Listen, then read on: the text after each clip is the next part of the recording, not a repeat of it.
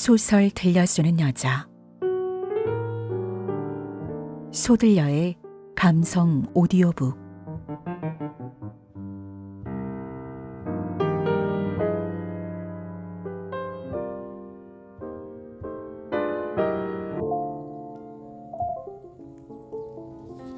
안녕하세요. 소들려입니다. 올 한해 소들려 채널 방문해 주시고 함께해 주신 모든 분들께 감사한 마음을 담습니다. 눈이 많이 내렸던 날 아침 일찍 나가느라 생각 없이 부츠를 신었어요. 저녁에 눈 쌓인 거리를 보는데 한숨이 절로 나더라고요. 빙판길에 미끄러지지 않으려고 정말 애를 썼어요. 초등학교 때 언덕에서 굴렀던 기억이 있는지라 정말 조심조심 느림보처럼 걸어가고 있었습니다. 그때 저쪽 맞은편에서 걸어오시던 한 어르신이 무심한 듯 아이고 빙판길 조심하세요 하시는 거예요. 부츠 신고 걸어가는 모습이 정말 불안해 보였나 봐요. 그 순간 그냥 마음이 따뜻해지더라고요. 그래서 저 또한 무심하게 네네 진짜 조심해서 걸어가고 있어요. 고맙습니다. 인사드렸죠. 넘어질까 무서워서 시선은 여전히 땅을 바라본 채로요. 그래도 제 마음은 전달되었겠죠.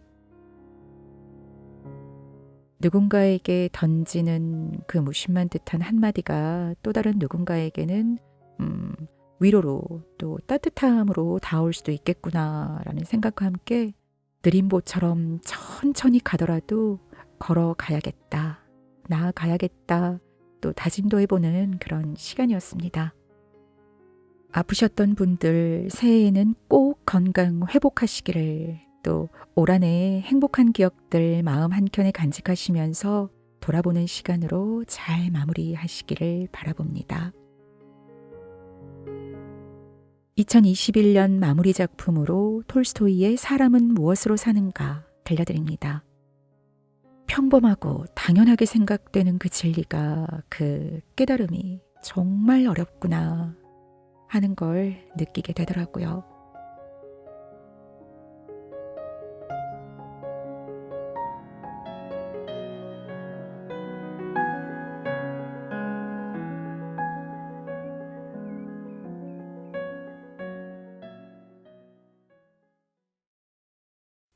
어떤 구두장이가 아내와 아이들을 데리고 한 농부의 집에 새들어 살았다. 그는 집도 땅도 없이 구두 수선하는 일을 해서 하루하루 먹고 살았다.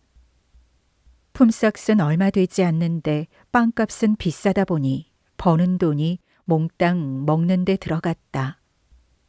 구두장이 부부는 외투 한 벌을 나누어 입으면서 겨울을 났지만 그마저도 다 낡아 더는 입을 수 없게 되었다. 그래서 구두장이는 새 외투를 만들 양가죽을 사려고 2년째 벼르고 있었다. 가을 즈음이 되니 어느 정도 돈이 모였다.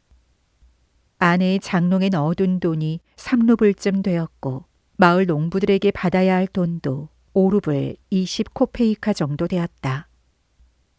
어느 날 아침 구두장이는 외투를 마련하러 마을에 갈 채비를 했다. 아침 식사를 마친 다음 자신의 셔츠 위에 아내의 무명 속옷을 입고 그 위에 긴 모직 외투를 걸쳤다. 그리고 3루블짜리 지폐를 주머니에 넣고 나뭇가지를 꺾어 만든 지팡이를 들고서 집을 나서며 생각했다. 농부들에게 5루블을 받고 거기에 지금 있는 3루블을 합해서 외투 만들 양가죽을 사야지. 마을에 도착한 구두장이는 첫 번째 농부의 집을 찾아갔다. 하지만 농부는 집에 없었고 그의 아내가 일주일 안에 남편 편에 돈을 보내겠다고 약속했다. 결국 구두장이는 돈을 받지 못하고 다음 농부 집으로 갔다. 그런데 이 농부는 맹세코 돈이 한 푼도 없다면서 장화수선비로 20코페이카만 주었다. 어쩔 수 없이 구두장이는 외상으로 양가죽을 사려 했지만 가죽 장수는 그렇게는 안 된다고 잘라 말했다. 돈을 가져와요. 그러고 나서 얼마든지 마음에 드는 걸로 골라요. 외상값 받기가 얼마나 어려운지 우리 둘 다 잘 알잖아요.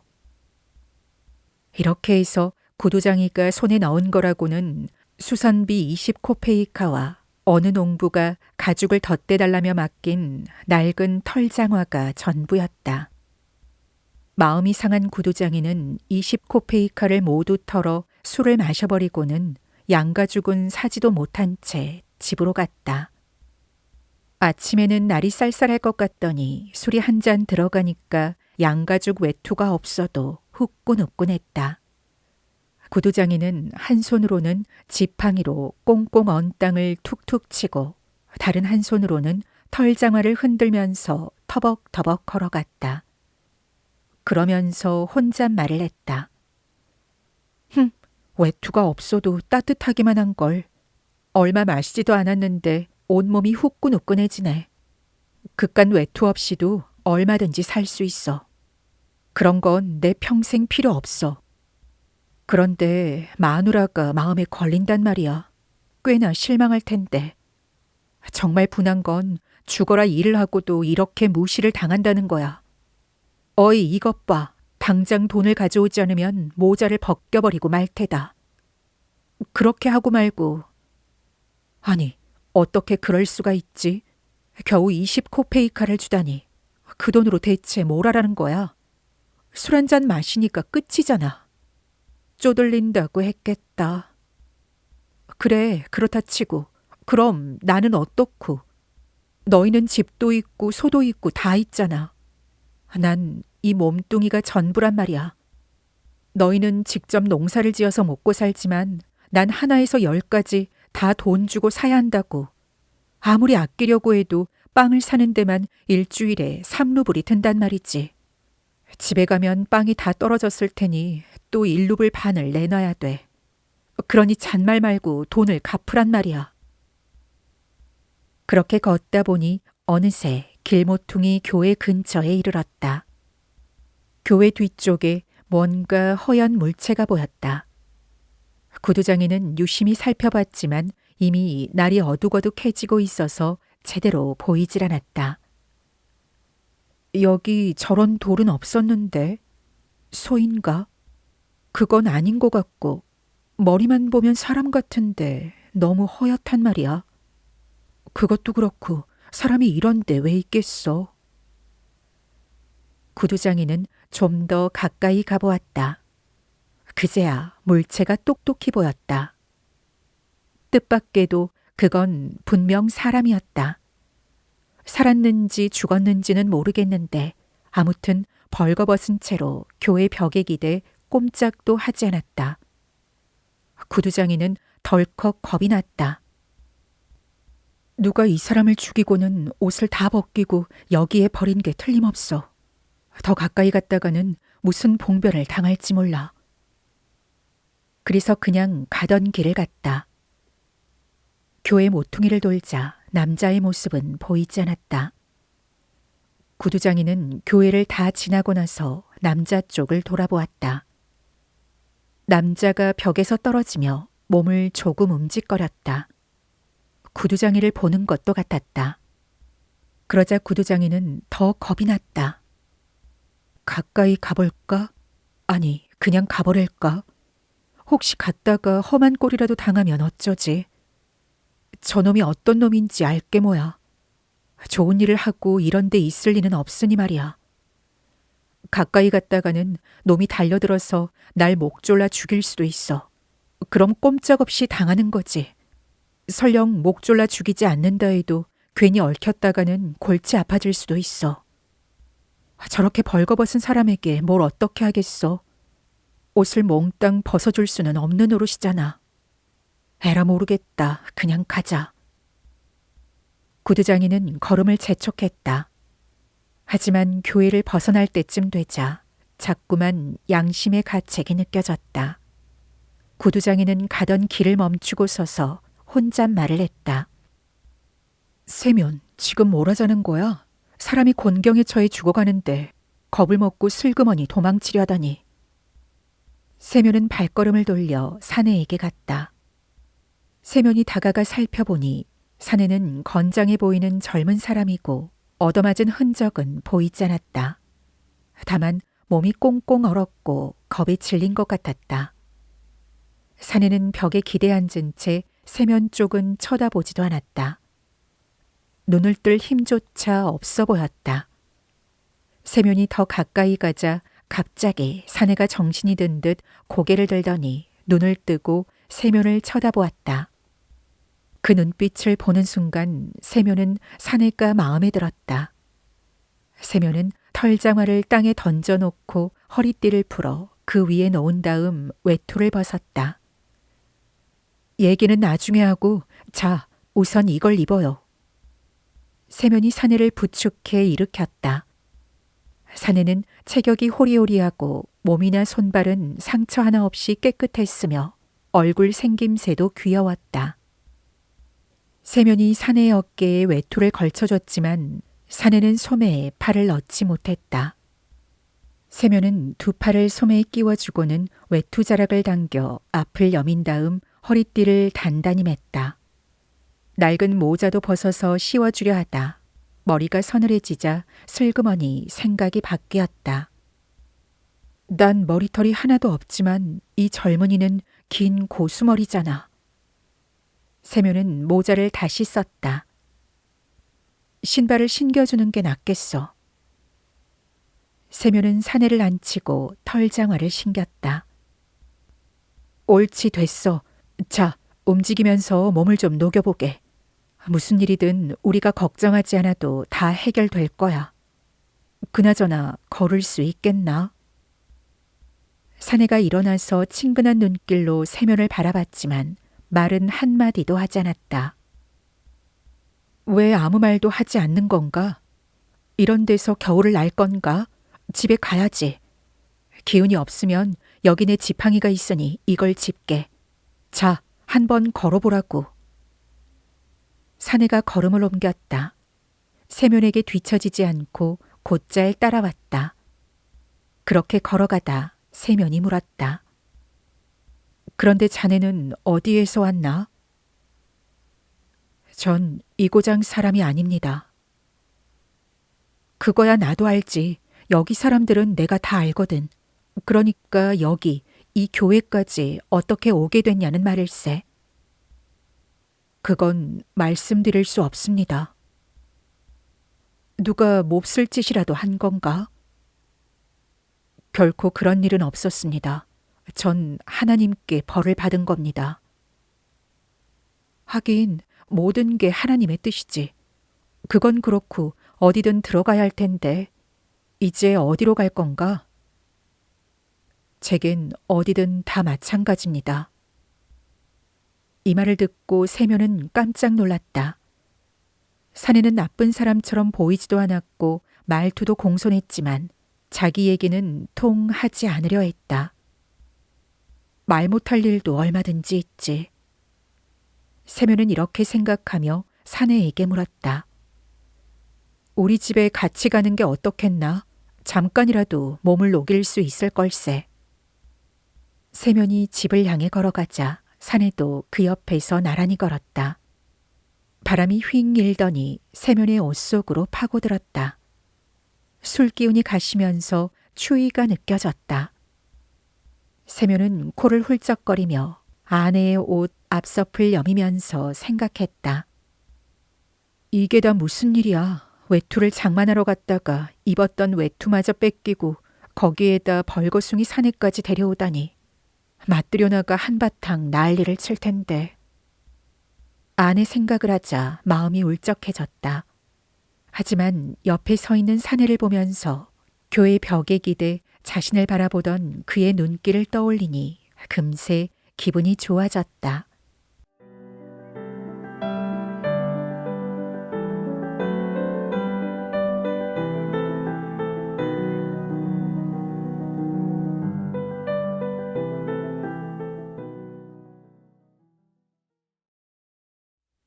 세면의 아내는 일찌감치 집안일을 끝내놓았다. 장작을 패고 물을 길어오고 아이들에게 저녁을 먹이고 자신도 저녁을 먹었다. 그리고 생각했다. 빵을 언제 구워야 하나? 오늘 할까? 아니면 내일 할까? 아직 큰 덩어리 하나가 남아 있었다. 세면이 밖에서 점심을 먹고 오면 저녁은 많이 먹지 않을 테니 남은 빵으로 내일까지 충분할 거야. 맞들요나는 빵을 이리저리 돌려보았다. 오늘은 빵을 굽지 말아야겠다. 밀가루도 얼마 안 남았잖아. 이걸로 금요일까지 버텨야 해. 맞들요나는 빵을 한쪽으로 치워놓고 식탁에 앉아 남편의 셔츠를 기웠다.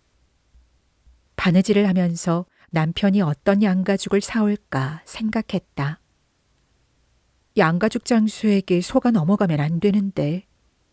사람이 워낙 어수룩해서 누구 하나 속이진 못해도 자기는 어린아이한테도 속아 넘어가니 정말 걱정이야. 팔로 부리면 적은 돈이 아닌데 말이야. 그 정도면 좋은 외투를 장만할 수 있을 거야. 모두질된 가죽은 아니라 해도 어쨌든 외투는 장만할 수 있어. 작년 겨울에는 모피 외투가 없어서 얼마나 고생을 했어. 강이든 어디든 당최 갈 수가 있어야 말이지. 오늘만 해도 그래.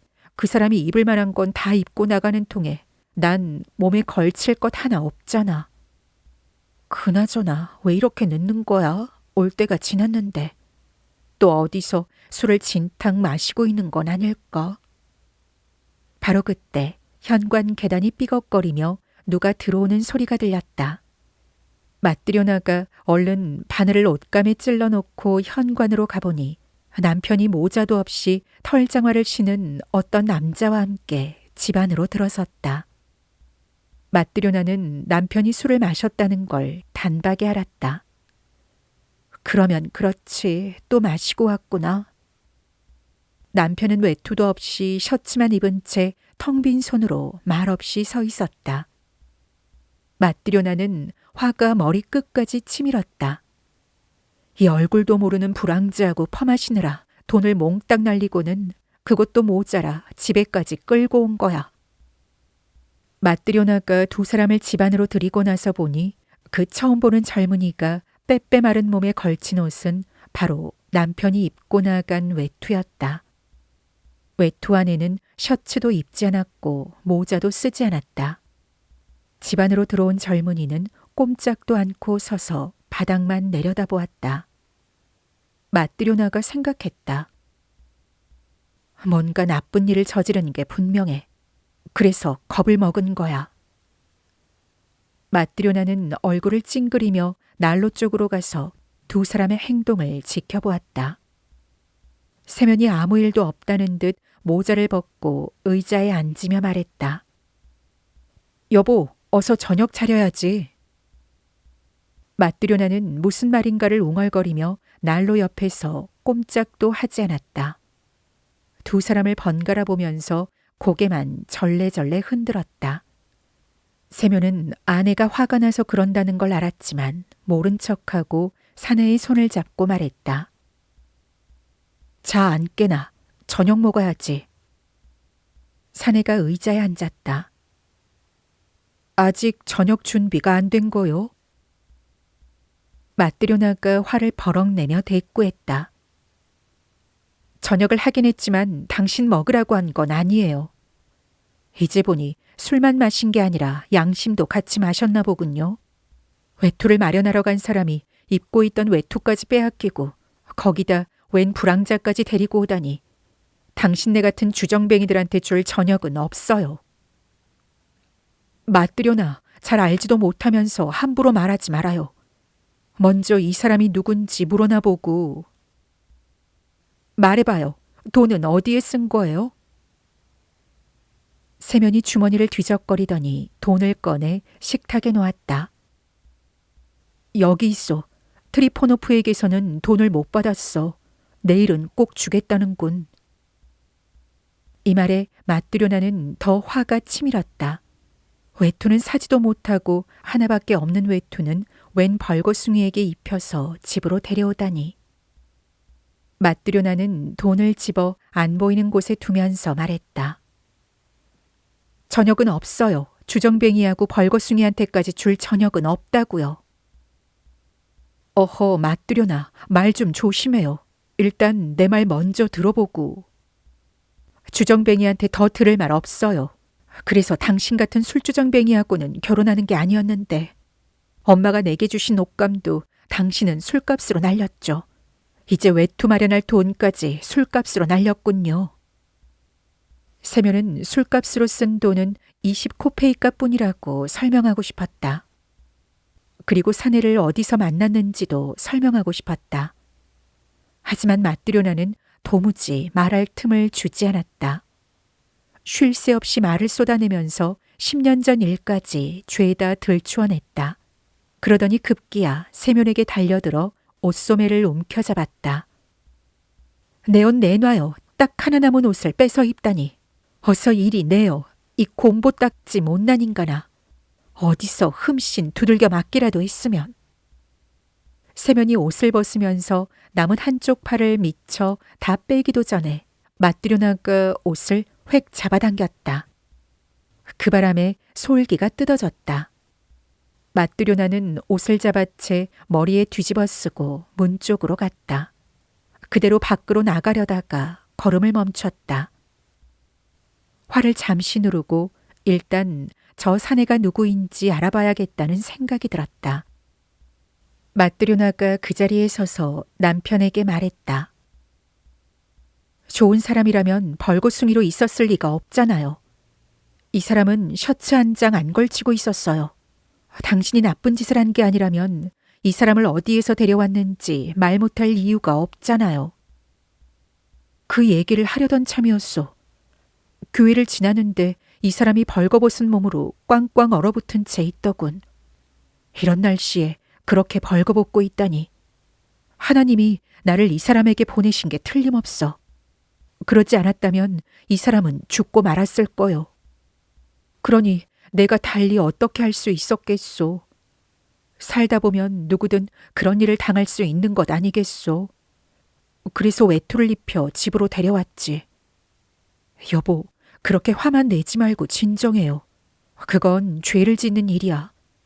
사람은 누구나 언젠가는 죽는다는 걸 생각해야지. 마뜨료나는 또 한바탕 욕짓거리를 퍼부으려다가 낯선 젊은이를 보고는 입을 다물었다. 사내는 의자 끄트머리에 앉아 꼼짝도 하지 않았다.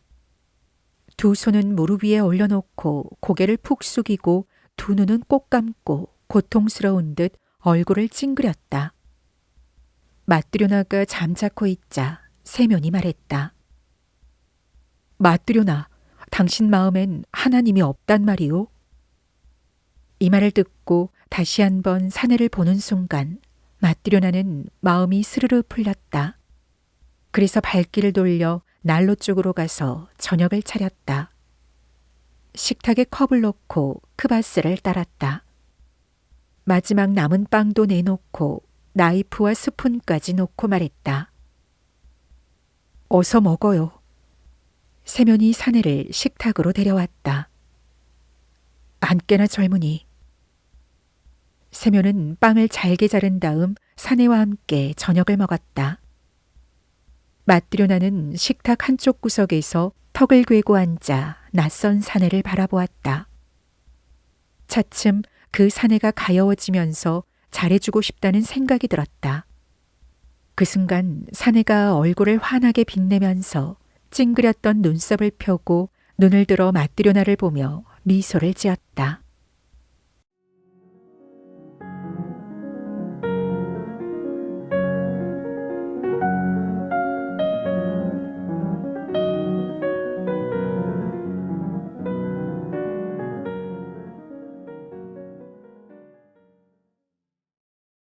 두 사람이 식사를 끝내자 마뜨료나는 식탁을 치우고 나서 사내에게 이것저것 물었다.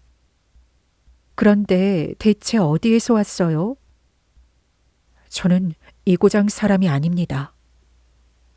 어떻게 길에 쓰러져 있었던 거예요? 그건 얘기할 수 없습니다. 강도라도 만난 건가요? 하나님의 벌을 받은 겁니다. 그래서 벌거벗은 채 쓰러져 있었다는 거예요? 네, 벌거벗은 채 얼어 죽어가고 있었죠. 그런데 세면이 절 발견하고는 불쌍히 여겨 입고 있던 외투를 벗어주고 집으로 데려온 겁니다. 그리고 아주머니는 제게 먹을 것과 마실 것을 주면서 인정을 베풀어 주었고요. 두 분께 하나님의 은총이 내릴 겁니다. 맞들요나는 조금 전 기워놓은 세면의 셔츠를 창가에서 가져다 사내에게 주고는 바지도 한 벌 내밀었다.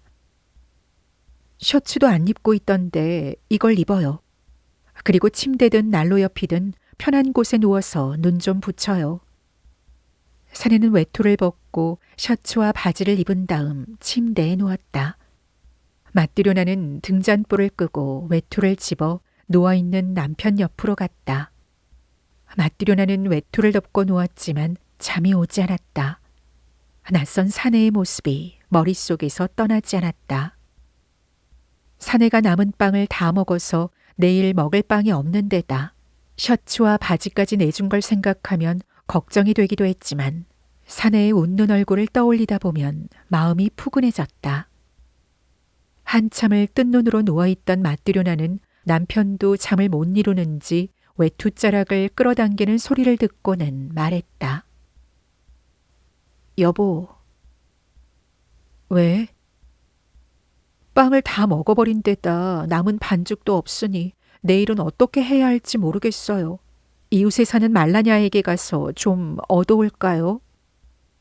어떻게 되겠지. 삿입에 거미줄이 아치겠소.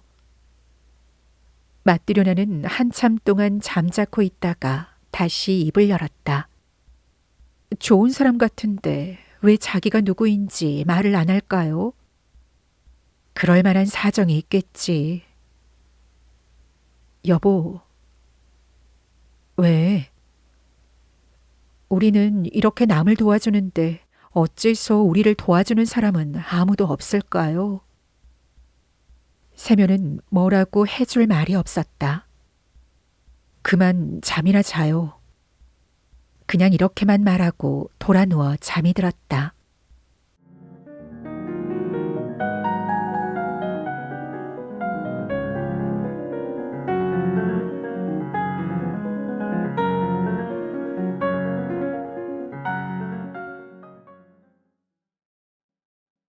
이튿날 아침 세면이 눈을 떠보니 아이들은 아직 자고 있었고 아내는 이웃집에 빵을 얻으러 가고 없었다. 어제 온 사내는 낡은 셔츠와 바지를 입고 혼자 의자에 앉아 천장을 멍하니 보고 있었다. 얼굴은 전날보다 밝아 보였다. 세면이 말을 건넸다. 어이 젊은이, 뱃속에는 빵을 집어넣어야 하고 몸에는 옷을 걸쳐야 하니 뭐든 일을 해서 먹고 살아야 하지 않겠나? 자네는 무슨 일을 할 줄 아나? 저는 아무것도 할 줄 모릅니다. 세면은 깜짝 놀랐지만 내색하지 않고 대답했다. 마음만 있으면 뭐든 배울 수 있다네. 모두 일을 하니까 저도 일을 해야겠지요. 이름이 뭔가? 미하일입니다. 그래 미하일, 자신에 대해 얘기하고 싶지 않으면 안 해도 상관없네. 하지만 밥벌이는 해야지. 내가 가르쳐주는 대로 일을 하면 우리 집에서 지내게 해주겠네. 정말 감사합니다. 열심히 배우겠습니다. 뭐든 가르쳐주세요. 세면은 실을 들어 손가락에 감고 매듭을 만들었다. 어렵지 않아. 잘 보게. 미하일은 세면의 손동작을 유심히 들여다보더니 자신도 실을 손가락에 감아 세면과 똑같이 매듭을 만들었다. 다음에는 실을 삶는 방법을 가르쳐 줬는데 미하일은 그것도 금세 따라했다. 굵고 뻣뻣한 실을 바늘에 꿰어 깁는 법도 금세 배웠다. 미하일은 뭐든 빨리 배웠고 사흘째가 되자 평생 구두 수선을 하며 살아온 사람처럼 능숙하게 일했다. 쉴 새 없이 일하면서도 음식은 조금밖에 먹지 않았다. 일을 안 할 때는 말없이 앉아 천장만 바라보았다. 좀처럼 밖에 나가지도 않았고 쓸데없는 말은 하지 않았으며 농담을 하거나 웃는 법도 없었다. 미하일이 웃는 모습을 본 것은 세면의 집에 처음 온 날 맞들여나가 저녁을 차려줬을 때 딱 한 번뿐이었다. 하루하루가 지나 일주일이 되고 어느덧 1년이라는 세월이 흘렀다. 미하일은 여전히 세면의 집에 살면서 일을 했다. 세면 구두방의 직공만큼 튼튼하고 맵시 있게 구두를 만드는 사람이 없다는 소문이 퍼져 이웃 마을에서도 주문이 밀려들었다. 그 덕에 세면의 수입은 점점 늘어갔다.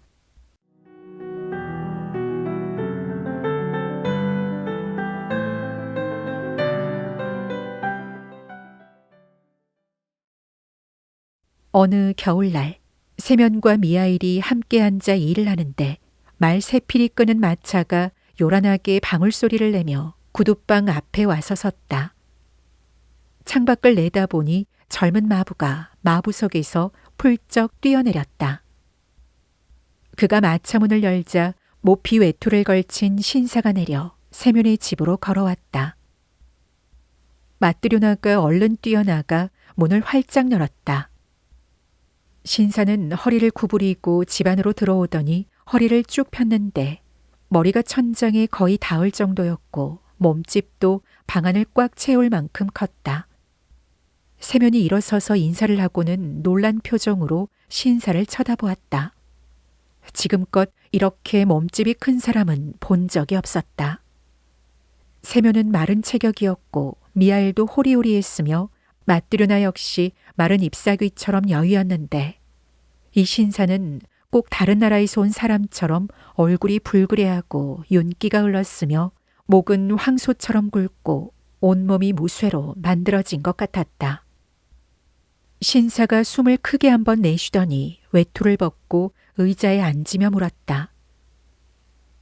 이 구두방 주인이 누구인가? 세면이 앞으로 나서며 대답했다. 제가 주인입니다, 나리. 그러자 신사가 자신이 데려온 하인에게 소리쳤다. 베치카, 그 물건을 가져와. 하인이 꾸러미 하나를 들고 뛰어들어왔다. 신사가 꾸러미를 받아 탁자에 놓았다. 어서 풀어라. 하인이 꾸러미를 풀었다. 신사가 손가락으로 가죽을 찌르며 세면에게 말했다. 이 가죽을 잘 보게나. 예, 나리. 이게 어떤 가죽인지 알겠나? 세면이 가죽을 만져보더니 말했다. 좋은 가죽이군요. 그야 당연하지. 멍청한 사람 같으니라고. 자네는 평생 이런 건 구경도 못 해봤을 걸세. 독일산이지 20루블이나 주고 산 거라네. 세면은 잔뜩 겁에 질렸다. 저 같은 사람이 이런 가죽을 어디에서 구경하겠습니까? 그럴 테지. 그건 그렇고 이 가죽으로 내 발에 꼭 맞는 장화를 만들 수 있겠나? 그럼요, 나리. 그러자 신사가 큰 소리로 말했다. 만들 수 있단 말이지. 그렇다면 자네가 누구의 장화를 만드는지 어떤 가죽으로 만드는지 꼭 명심하게. 1년을 신어도 뜯어지지 않고 모양도 절대 변하지 않는 장화를 만들어야 하네. 그런 장화를 만들 수 있다면 이 가죽을 재단하고 그럴 자신이 없다면 처음부터 손도 대지 말게. 미리 말해두는데 1년 안에 장화가 뜯어지거나 모양이 변하면 자네를 감옥에 넣어버릴 걸세. 대신 1년이 지나도 모양이 변하지 않고 뜯어지지도 않으면 10루블을 더 주겠네. 세면은 겁을 먹고 아무 대답도 하지 못했다. 그는 미하일을 힐끔 쳐다보며 팔꿈치로 쿡 찌르면서 작은 소리로 물었다. 어떻게 하지? 맡아야 하나? 미하일이 일을 맡으라는 듯 고개를 끄덕였다. 세면은 미하일이 시키는 대로 1년이 지나도 뜯어지거나 모양이 변하지 않을 장화를 만들기로 했다. 신사가 하인을 부르더니 왼쪽 장화를 벗기라고 하고는 발을 내밀었다. 치수를 재거라. 세면은 종이를 10베르슈어크 정도 길이로 잘라붙여 매끈하게 펴고는 무릎을 꿇고 앉았다. 그리고 신사의 양말을 더럽히지 않도록 손을 앞치마에 꼼꼼히 닦고서 치수를 쟀다. 먼저 발바닥과 발등의 높이를 잰 다음 종아리를 재려고 하는데 종이자의 양끝이 닿지 않았다. 신사의 종아리가 통나무만큼이나 굵었기 때문이다. 이봐, 종아리가 끼지 않도록 하란 말이야. 세묘는 종이를 더 이어붙여 치수를 쟀다. 신사는 양말 속의 발가락을 꼼지락거리며 집안을 둘러보다가 미하일이 눈에 띄자 물었다. 저자는 누구인가? 저희 가게 직공입니다. 이 사람이 나리의 장화를 만들 겁니다. 신사가 미하일에게 말했다. 꼭 기억해두게. 1년을 신어도 끄떡없게 만들어야 하네. 세면도 미하일을 돌아보았다. 그런데 미하일은 신사는 쳐다보지도 않고 마치 누가 있기라도 한 듯 신사의 뒤쪽 구석만 빤히 바라보았다. 그렇게 한참을 있더니 갑자기 얼굴을 환히 밝히며 빙긋 미소를 지었다. 신사가 윽박지르듯 말했다. 바보처럼 왜 희죽거리는 거냐? 기한 내에 만들 생각이나 할 것이지. 틀림없이 기한 내에 만들겠습니다. 미하일이 대답했다. 반드시 그렇게 해라.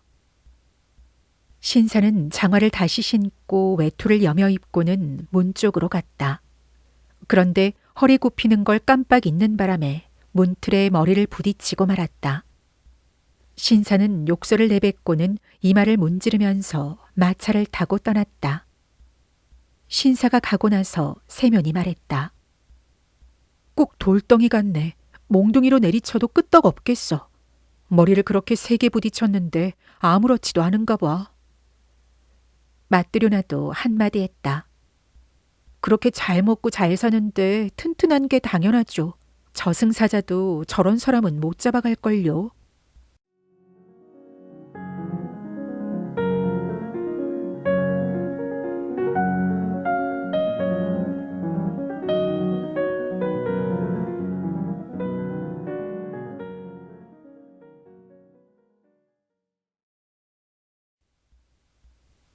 세면이 미하일에게 말했다. 일을 맡긴 했지만 까딱 잘못하면 큰 낭패를 볼 수 있어. 가죽은 비싼 데다 나리가 성질이 불같으니 말이야. 절대 실수하면 안 돼. 그래서 말인데 자네가 나보다 눈썰미가 정확하고 손도 빠르니 이 치수대로 재단을 하게나. 그러면 내가 가죽을 꿰매겠네.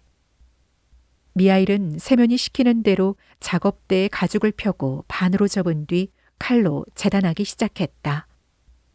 맞들여나가 미하일 옆으로 와서 재단하는 모습을 보다가 깜짝 놀랐다. 그동안 장화 만드는 걸 많이 봐왔기 때문에 방법을 훤히 안다고 생각했는데 미하일은 장화 모양과 다르게 가죽을 둥글게 잘랐던 것이다. 맞들여나는 한마디 하려다 그만두었다. 나리의 장화를 만드는 거니까 내가 모르는 뭔가가 있겠지. 아무려면 미하일이 나보다 더 잘할 테니 아무 소리 하지 말자. 가죽 재단을 끝낸 미하일이 가죽을 깁기 시작했는데 장화를 만들 때는 실을 두 가닥으로 겹쳐 기워야 하는데 슬리퍼를 만들 때처럼 한 가닥으로 기웠다. 맞들여나는 그것도 이상했지만 역시 아무 말 하지 않았다. 미하일은 점심때가 되도록 쉬지도 않고 열심히 가죽을 꿰맸다. 세면이 자리에서 일어나 미하일 쪽을 보았다. 그런데 신사의 가죽으로 슬리퍼를 만들어 놓은 것이 아닌가. 세면은 앞이 캄캄해져 탄식을 내뱉었다. 아, 어쩌지. 지난 1년 동안 단 한 번도 실수한 적 없던 미하일이 이런 끔찍한 실수를 하다니. 나리는 굽이 있는 장화를 주문했는데 납작한 슬리퍼를 만드느라 가죽을 다 버려놓았어. 나리에게는 뭐라고 변명을 해야 하지?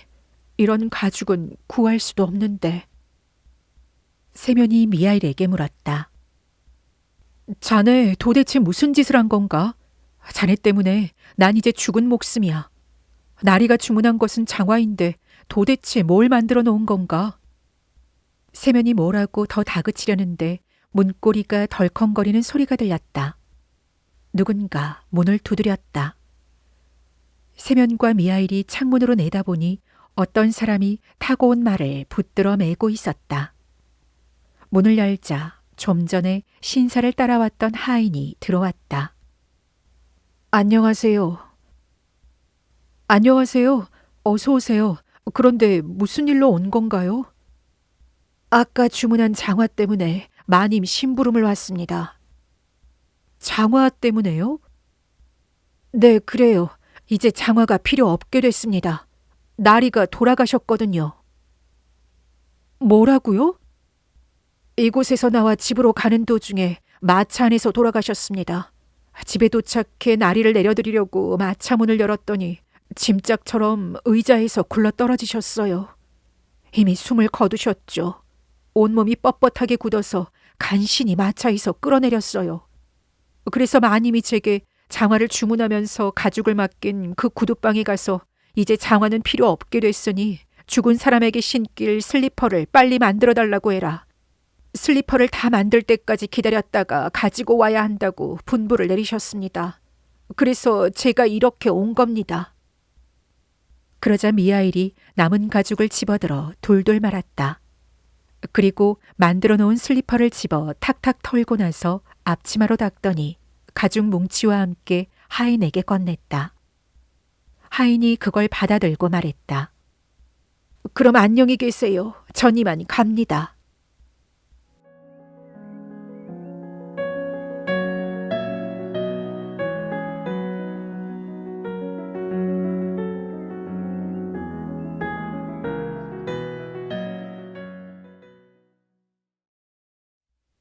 세월이 흘렀고 미하일이 세면 집에 온 지도 어느덧 6년이 되었다. 미하일은 여전히 변함이 없었다. 어딜 가는 법도 없고 쓸데없는 말은 한마디도 하지 않았다. 그 세월 동안 웃은 거라곤 맞들여 나가 저녁을 차려줬을 때와 신사가 찾아왔을 때 딱 2번뿐이었다. 세면은 미하일이 더할 나위 없이 마음에 들었다. 이제는 어디에서 왔는지 묻지도 않았고 그저 미하일이 떠나버릴까봐 그것만 걱정했다. 온 가족이 집에 모여있던 어느 날이었다. 맞들여나는 난로에 냄비를 올려놓았다. 아이들은 의자 사이를 뛰어다니며 창밖을 내다보았다. 세면은 창가에서 구두를 꿰매고 있었고 미하일은 다른 쪽 창가에서 구두 뒤축을 붙이고 있었다. 그때 아이 하나가 의자를 넘어 미하일에게 뛰어오더니 그의 어깨에 매달려서 창밖을 가리켰다. 아저씨 저기 좀 봐요. 어떤 아주머니가 여자아이들을 데리고 우리 집 쪽으로 와요. 그런데 여자아이 하나는 절름발이에요. 아이 말을 듣고 미하일이 하던 일을 멈추고 창문으로 고개를 돌려 거리를 내다보았다. 세면은 깜짝 놀랐다. 이제까지 한 번도 밖을 내다본 적 없던 미하일이 지금은 창문에 얼굴을 대고 뭔가를 뚫어져라 보고 있었기 때문이다. 세면도 밖을 내다보았다. 말쑥하게 차려입은 부인이 모피 외투를 입고 털목도리를 두른 여자아이 둘의 손을 잡고 정말 그의 집 쪽으로 오고 있었다. 여자아이들은 구분이 안 될 정도로 닮았는데 다만 한 아이가 왼쪽 다리를 절었다. 부인은 현관 계단을 올라와 문을 더듬더니 문고리를 당겼다. 그리고 문이 열리자 아이들을 앞세우고 들어왔다. 안녕하세요. 어서 오세요. 어떻게 오셨나요? 부인이 의자에 앉았다. 두 여자아이는 낯선 사람들이 불편한지 부인 무릎에 꼭 달라붙어 떨어지지 않았다. 이 아이들이 봄에 신을 가죽 구두를 맞추고 싶어요. 그러시군요. 이렇게 어린아이들의 구두는 만들어 본 적이 없지만 뭐 문제 없습니다. 장식을 붙이거나 천을 대어 접는 것도 할 수 있고요. 여기 있는 미하일이 워낙 솜씨가 좋거든요. 세면이 미하일을 돌아보니 미하일은 일손을 놓은 채 앉아 여자아이들에게서 눈을 떼지 못하고 있었다. 세면은 그런 미하일의 모습이 놀랍기만 했다. 세면이 보기에도 아이들이 정말 예쁘긴 했다. 눈동자가 까맣고 발그레한 두 뺨은 포동포동했으며 모피 외투와 목도리도 고급스러웠다. 그렇지만 미하일이 마치 예전부터 알던 사람처럼 아이들을 쳐다보는 건 아무래도 좀 이상했다. 세면은 의아해하면서도 부인과 가격을 흥정했다. 값을 정하고 나서는 치수젤 준비를 했다. 부인이 절른발의 아이를 무릎에 앉히고 말했다. 이 아이 발에 맞춰 두 사람 치수를 재주세요. 불편한 발을 재서 한 짝을 만들고 성한 발 치수로 세 짝을 만들어주세요. 둘이 쌍둥이라 발 치수도 똑같답니다. 세면은 치수를 재고 나서 절름발이 아이를 가리키며 물었다. 이 아이는 어쩌다 이렇게 됐나요? 정말 예쁜 아이인데 말이에요. 태어날 때부터 이랬나요? 아니에요. 제 엄마에게 다리를 짓눌렸어요. 그때 맞들여나가 끼어들었다. 이 부인은 누구인지 아이들 엄마는 누구인지 궁금해서 그냥 있을 수가 없었다. 그럼 부인은 이 아이들 엄마가 아닌가요? 그래요. 난 아이들 엄마도 친척도 아니에요. 피 한 방울 안 섞인 남이지만 제 딸로 삼아 키우고 있어요. 친자식이 아닌데도 아이들을 정말 예뻐하시네요. 어떻게 예뻐하지 않을 수 있겠어요. 두 아이 모두 내 젖을 먹여 키웠는걸요. 나도 아이가 하나 있었지만 하나님이 데려가셨죠. 그 아이는 그렇게 가엾다는 생각이 들지 않는데 이 아이들은 정말 가여워요. 그럼 아이들 엄마는 대체 누구인가요? 부인이 그간의 얘기를 들려주었다. 6년 전 이 아이들은 며칠 사이에 부모를 차례로 잃었어요. 아버지는 화요일에, 엄마는 금요일에 세상을 떠났거든요. 아버지는 아이들이 태어나기 사흘 전에 세상을 떠났고 엄마는 아이들이 태어나던 날 눈을 감았죠. 그 당시 나는 남편과 농사를 지으며 살았고 아이들 부모와는 가까운 이웃간이었어요. 아이들 아버지는 나무꾼이었는데 늘 혼자 숲에서 일을 했어요.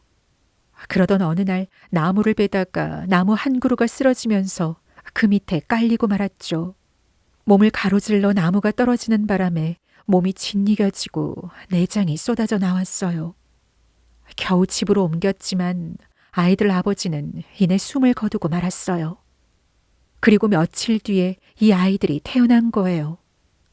아이들 엄마는 가난한 데다 곁에서 돌봐줄 사람도 하나 없었어요. 혼자서 아기를 낳고 혼자서 죽어간 거죠. 다음 날 아침 들러봤더니 가엾게도 아이들 엄마 몸은 이미 차갑게 식어 있더군요. 그런데 숨을 거두면서 아이 위로 쓰러지는 바람에 아이의 한쪽 다리가 눌려 못 쓰게 됐답니다.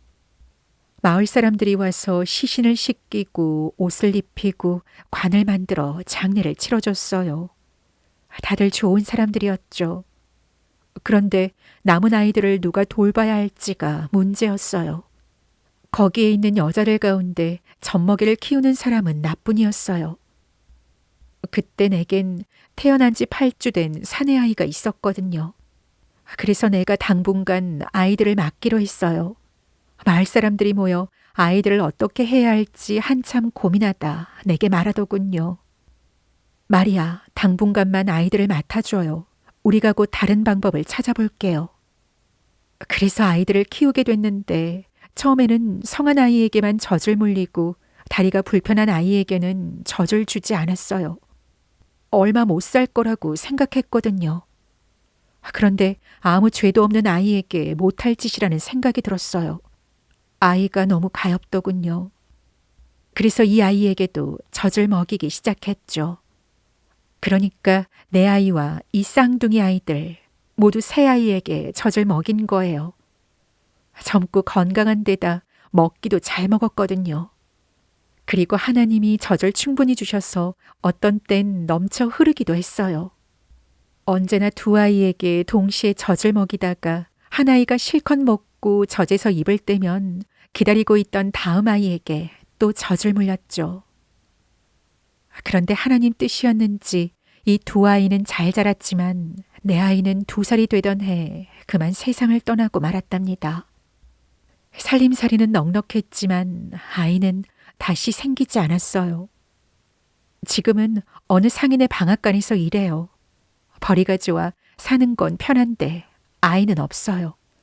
그러니 이 아이들마저 없다면 사는 게 얼마나 적적하겠어요. 이 아이들을 사랑할 수밖에 없죠. 이 아이들은 내 삶의 낙이랍니다. 부인은 절름발이 아이를 한 손으로 꼭 끌어안으며 다른 한 손으로 뺨에 흐르는 눈물을 닦았다. 맞들여나가 한숨을 내쉬며 말했다. 부모 없이는 살 수 있어도 하나님 없이는 살 수 없다고 하더니 정말 그 말이 맞나 보군요. 잠시 이런저런 얘기를 나누고 나서 부인은 그만 가려고 자리에서 일어섰다. 세면과 맞들여나는 부인을 배웅하며 미하일 쪽을 돌아보았다. 미하일은 2 손을 무릎 위에 얹고 앉아 천장을 바라보며 미소를 짓고 있었다.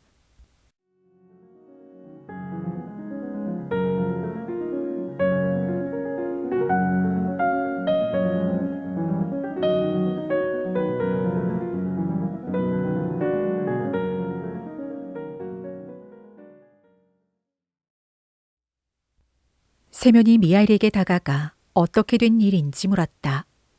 미하일은 의자에서 일어나 일감을 내려놓고는 앞치마를 벗었다. 그리고 세면 부부에게 허리를 굽혀 인사를 하고 말했다. 저를 용서해 주세요. 이제 하나님께서 저를 용서해 주셨으니 부디 2 분께서도 용서해 주십시오. 그때 미하일의 몸에서 빛이 퍼져나왔다. 세면도 자리에서 일어나 미하일에게 머리를 숙이며 말했다. 자네가 보통 사람이 아니고 그래서 자네를 붙잡아둬서도 뭘 캐물어서도 안 된다는 걸 알겠네. 그래도 한 가지만 대답해 주게나. 내가 자네를 처음 발견해 집에 데려왔을 때 자네는 몹시 침울한 얼굴을 하고 있었네. 그러다 아내가 식사를 차려주자 미소를 지으면서 표정이 밝아지더군. 신사가 장화를 주문하러 왔을 때도 얼굴이 환해지면서 미소를 지었지. 그리고 조금 전 그 부인이 아이들을 데리고 왔을 때 자네는 3번째로 환하게 웃으며 온몸에서 빛이 났네. 왜 자네 몸에서 빛이 나는지, 왜 3번을 웃었는지 말해주게. 미하일이 대답했다. 제게서 빛이 나는 것은 이제 하나님께서 저의 죄를 용서해 주셨기 때문입니다. 그리고 3번 웃은 건 하나님이 저를 이 땅에 보내면서 깨달으라고 하신 3가지 진리를 깨달았기 때문입니다.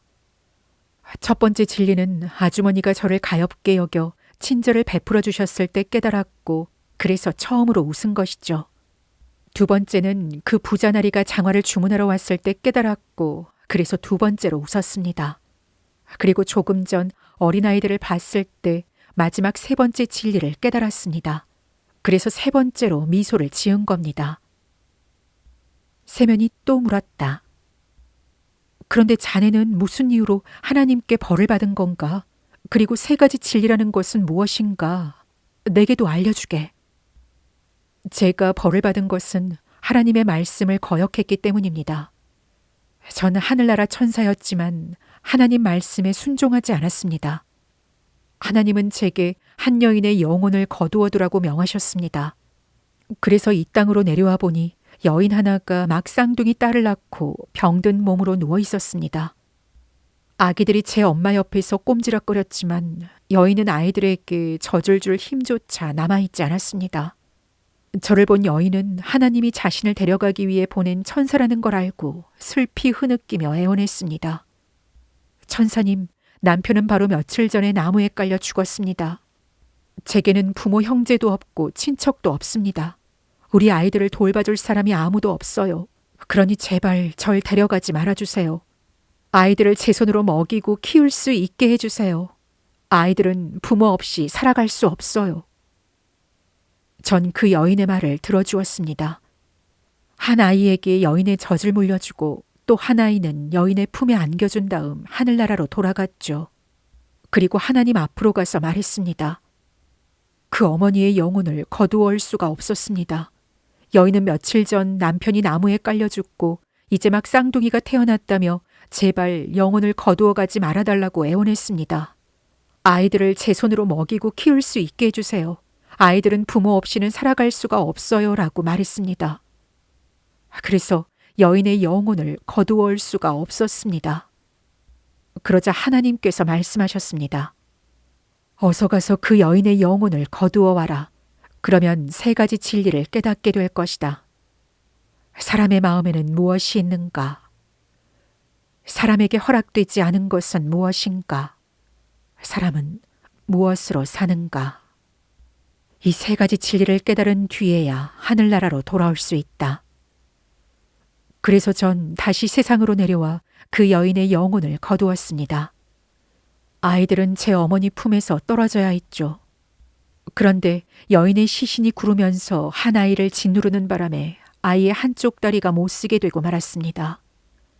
그리고 제가 여인의 영혼을 하나님 앞에 바치려고 마을을 떠나 하늘로 올라가는데 갑자기 바람이 휘몰아치면서 제 양쪽 날개가 부러졌습니다.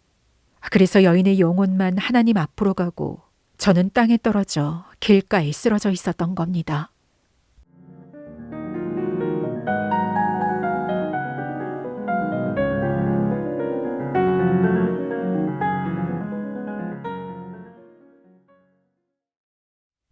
세면과 맞들여나는 자신들이 먹이고 입히고 함께 지내온 사람이 누구였는지 그제야 알고 놀라움과 기쁨에 눈물을 흘렸다. 천사가 말했다. 저는 벌거벗은 채 홀로 들판에 버려졌습니다. 그렇게 인간이 되고 나서야 인간의 고통과 추위와 배고픔을 알게 되었죠. 배가 몹시 고팠고 몸은 꽁꽁 얼어붙었지만 어떻게 해야 할지 알지 못했습니다. 그때 근처에 하나님의 교회가 있는 걸 보고는 몸을 좀 피하고 싶어 그곳으로 갔지요. 하지만 문이 잠겨서 들어갈 수가 없었습니다. 그래서 바람이라도 피하려고 교회 뒤쪽에 앉아 있었던 겁니다. 날이 어두워졌고 배고픔과 추위는 견디기 힘들 만큼 심해졌습니다. 바로 그때 사람 발자국 소리가 들렸습니다. 어떤 남자가 손에 장화를 들고서 혼잣말을 중얼거리며 걸어오더군요. 인간이 된 뒤 처음으로 언젠가 죽을 운명인 사람의 얼굴을 보았습니다. 그 얼굴이 너무나 무서워서 고개를 돌려버렸습니다.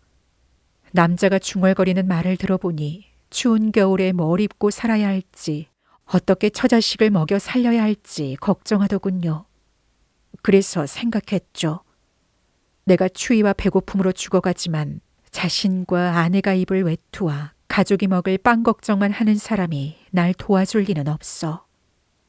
그는 저를 보더니 얼굴을 찡그리면서 아까보다 더 무서운 표정을 지으며 제 옆을 지나쳤습니다. 신락 같은 희망마저 사라진 느낌이었습니다. 그런데 그 순간 남자가 되돌아오는 겁니다. 고개를 들어 그의 얼굴을 봤는데 좀 전에 그 사람이 아닌 것 같았습니다. 아까까지만 해도 죽음의 그림자가 어려있던 얼굴에 생기가 도는 겁니다. 전 그 사람에게서 하나님 모습을 보았습니다. 남자는 제게 다가와 옷을 입혀주고 자기 집으로 데려갔습니다. 집에 도착하자 한 여인이 우리에게 불만을 쏟아놓기 시작했습니다. 여자는 남자보다 더 무시무시한 표정을 짓더군요. 그 입에서 죽음의 기운이 퍼져나왔습니다. 죽음의 기운이 내뿜는 도끼 때문에 숨도 제대로 쉴 수가 없었습니다. 여자는 저를 추운 밖으로 내쫓으려고 했습니다. 하지만 만일 그렇게 한다면 여자는 죽고 말 거라는 걸 전 알았습니다. 그때 남편이 여자에게 하나님 얘기를 꺼냈습니다. 갑자기 여자의 태도가 달라지더군요. 여자가 제게 저녁을 차려주면서 절 바라보았습니다. 그때 그녀 얼굴에 더는 죽음의 그림자가 보이지 않았고 생기가 넘쳤습니다. 저는 그 얼굴에서도 하나님 모습을 보았습니다. 그 순간 사람의 마음에 무엇이 있는지 알게 되리라고 하신 하나님의 첫 번째 말씀이 떠올랐습니다. 그리고 사람의 마음에는 사랑이 있다는 걸 깨달았죠. 하나님이 약속하신 것을 제게 보여주셨다고 생각하니 참으로 기뻤습니다. 그래서 처음으로 웃은 것입니다. 하지만 아직 전부를 알지 못했습니다. 사람에게 허락되지 않은 것이 무엇인지, 사람은 무엇으로 사는지는 여전히 알 수 없었죠. 이 집에 와서 지낸 지 1년이 흘렀습니다. 한 남자가 오더니 1년을 신어도 모양이 변하거나 뜯어지지 않는 장화를 주문하더군요. 그런데 전 그 사람 어깨 뒤에 제 친구인 죽음의 천사가 있는 걸 보았습니다. 그 천사는 저 말고는 아무도 보지 못했습니다. 하지만 저는 천사를 알아보았고 그날 밤 해가 지기 전에 천사가 신사의 영혼을 데려가리라는 걸 알았습니다. 그래서 혼자 생각했죠. 이 사람은 날이 저물기 전에 죽을 거라는 것도 모르고 1년을 준비하는구나. 그때 사람에게 허락되지 않은 것이 무엇인지 알게 되리라는 하나님의 두 번째 말씀이 기억났습니다. 사람의 마음에 무엇이 있는지는 이미 알아냈습니다. 그리고 이제 사람에게 허락되지 않는 것이 무엇인지도 깨달았습니다. 사람은 자신에게 무엇이 필요한지 아는 능력을 얻지 못했던 겁니다. 그때 두 번째로 미소를 지었죠. 친구인 천사를 본 것도 기뻤고 하나님이 제게 두 번째 진리를 깨닫게 하신 것도 기뻤습니다. 그러나 아직 한 가지가 남아 있었습니다. 사람은 무엇으로 사는가에 대한 답은 얻지 못했던 겁니다. 그래서 하나님이 마지막 진리를 알게 해주실 때를 기다렸습니다. 그렇게 6년이 흘렀고 오늘 어느 부인이 쌍둥이 여자아이들을 데리고 이곳에 왔습니다. 전 그 아이들을 한눈에 알아보았고 아이들이 지금까지 어떻게 살았는지도 알게 되었습니다. 부인의 이야기를 듣고 생각했습니다. 그 어머니가 아이들을 위해 살려달라고 애원했을 때 난 부모 없이 아이들은 살아갈 수 없다고 생각하고 그 말을 들어주었지. 하지만 피 한 방울 안 섞인 남이 자기 젖을 물려 아이들을 이렇게 키웠구나. 부인이 자신이 낳지도 않은 아이들을 가엾게 여기며 눈물을 흘렸을 때 전 그 부인에게서 살아계신 하나님을 보았고 사람은 무엇으로 사는지 깨달았습니다. 그리고 하나님이 세 번째 진리를 깨닫게 하시고 절 용서하셨다는 걸 알고서 세 번째로 웃었던 겁니다.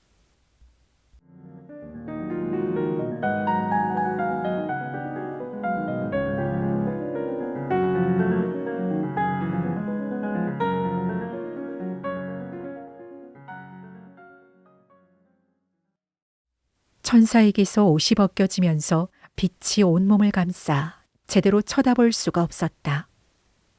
천사의 목소리는 점점 커져서 그의 입에서 나오는 것이 아니라 하늘에서 들려오는 것 같았다. 천사가 말했다. 사람은 누구나 자신을 위한 염려가 아니라 사랑으로 사는 것임을 깨달았습니다. 그 어머니에게는 아이들이 살아가려면 무엇이 필요한지 알 수 있는 능력이 없었고 그 부자 역시 자신에게 무엇이 필요한지 알 수 있는 능력이 없었습니다. 날이 저물었을 때 자신에게 무엇이 필요할지, 산자가 신을 장화가 필요할지, 죽은 자가 신을 슬리퍼가 필요할지 알 수 있는 사람은 아무도 없습니다. 제가 사람이 되어 살아갈 수 있었던 것은 제 힘으로 스스로를 보살필 수 있어서가 아니라 지나가던 사람과 그의 아내가 사랑과 온정을 베풀어 주었기 때문입니다. 부모를 잃은 그 아이들이 살 수 있었던 것은 스스로를 보살필 수 있어서가 아니라 이웃집에 사는 한 여인이 따뜻한 마음으로 아이들을 가엾이 여기고 사랑했기 때문이었습니다. 이렇듯 사람은 누구나 자신에 대한 걱정과 보살핌으로 사는 것이 아니라 사람의 마음에 있는 사랑으로 사는 것입니다. 하나님이 인간에게 생명을 주시고 그들이 잘 살아가기를 바란다는 건 알고 있었습니다. 하지만 이제 또 한 가지를 깨달았습니다. 하나님은 사람들이 떨어져 사는 것을 원하지 않기 때문에 각자가 자신에게 무엇이 필요한지 아는 능력을 주지 않으셨습니다. 하나님은 사람들이 함께 살아가기를 원하기 때문에 자신뿐만 아니라 다른 모든 이에게 필요한 게 무엇인지 알게 하셨습니다. 사람들이 자신을 염려하고 돌봄으로 살 수 있는 것 같지만 사실은 오직 사랑으로만 살 수 있다는 것을 이제 깨달았습니다.